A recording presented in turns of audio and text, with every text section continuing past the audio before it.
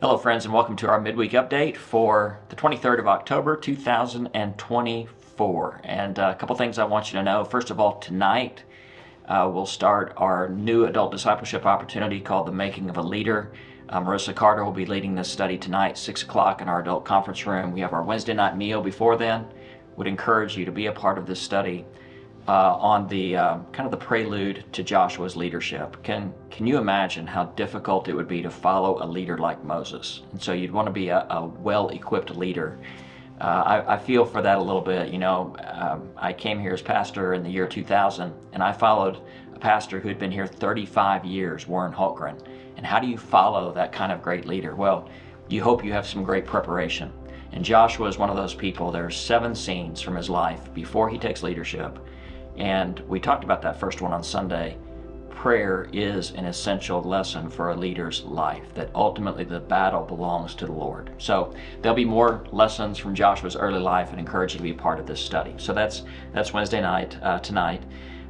Coming up this Saturday, October 26th, is our Serve Day through our Missions and Ministries office. We're serving all over the Tulsa community. You can look online, sign up for a place to serve.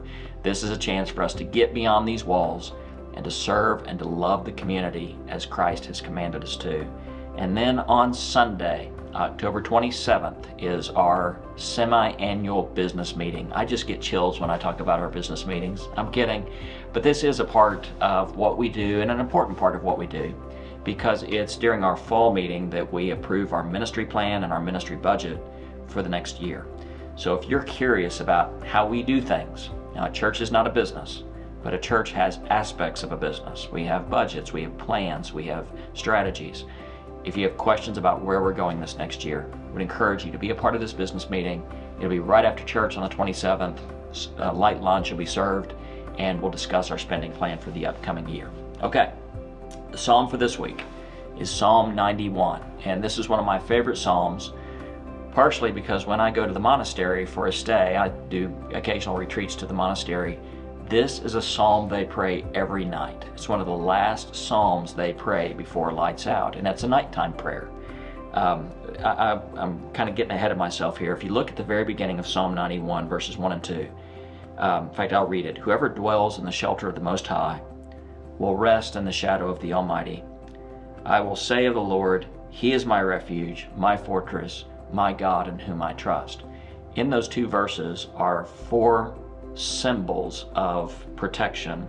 God's a shelter, a shadow, a refuge, a fortress, and there are 4 different names for God that are being used here. So this idea of God being our protector, God being our shelter, and when we most feel vulnerable is at night.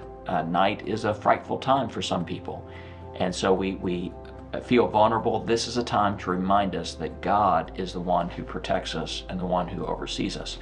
One of the reasons this is a nighttime prayer is because of verse 5.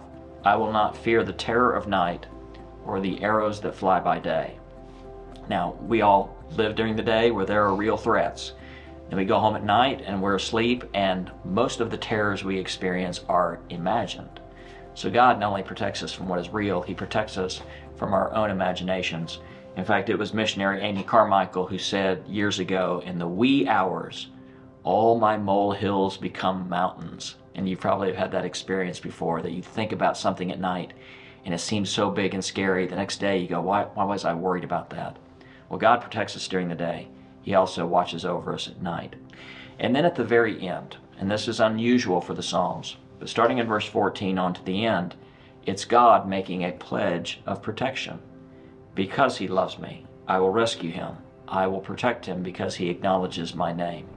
And so as we talk to God at the end of this psalm, He also talks back to us and assures us of His abiding presence. If you have trouble sleeping at night, could I encourage you? Pray Psalm 91. Have it be a part of your going to bed routine and a way of asking God to help you rest under His protection, under His care, which indeed is true even if we don't feel it. But my prayer is that you would experience that in rest this week. Love you. Love serving as your pastor. Lord bless you. I'll see you soon. Bye-bye.